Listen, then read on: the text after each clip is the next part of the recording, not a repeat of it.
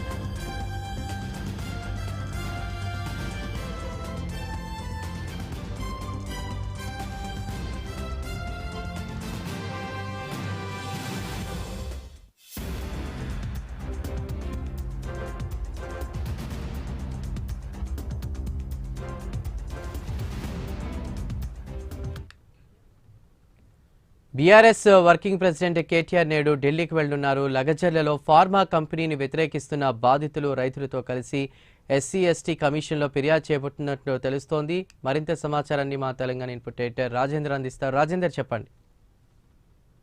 BRS working president KTR ఢిల్లీకి వెళ్తారు. ఢిల్లీలో ప్రధానంగా ఇవాళ మధ్యాహ్నం 3 గంటలకు ఢిల్లీలోని కాన్స్టిట్యూషన్ క్లబ్ లో ఒక మీడియా సమావేశం ఏర్పాటు చేసి రాహుల్ గాంధీ తర్వాత తెలంగాణ ముఖ్యమంత్రి రేవంత్ రెడ్డి నిరంకుశాన్ని వేదికగా ఈ రెండు టార్గెట్ గానే ఆయన మీడియా సమావేశాన్ని ఏర్పాటు చేశారు. ఆ తర్వాత లగిచర్లలో ఇప్పటికే గిరిజన దళితుల భూములను చట్టవిరుద్ధమైన బలవంతంగా భూసేకరణ ఓబీసీలపై ప్రభుత్వ నిర్ణయాలు ఎండగట్టడంలో దీని ప్రధానంగా లక్ష్యంగానే ఈ మీడియా సమావేశాన్ని ఏర్పాటు చేశారు.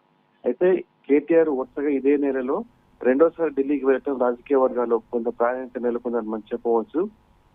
ఈ నెల 12న ఢిల్లీకి వెళ్లి అమృత్ స్కీమ్ పై కేంద్ర మంత్రికి ఫిర్యాదు చేసినట్టు కూడా ఇప్పటికే తెలిసింది. అయితే దీనికి సంబంధించి రాజకీయ వర్గాల్లో భిన్న వాదనలు వినిపిస్తున్నాయి.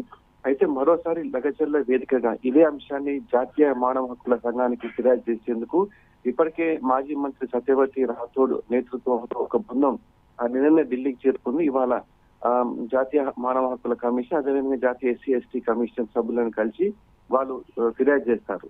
తర్వాత ఈ లోపు ఢిల్లీకి చేరుకుని మధ్యాహ్నం లగచర్ల బాధితులతో పాటు కేటీఆర్ కూడా మీడియా సమావేశంలో పాల్గొనే అవకాశం ఉన్నట్లు కూడా మనకు స్పష్టంగా తెలుస్తుంది.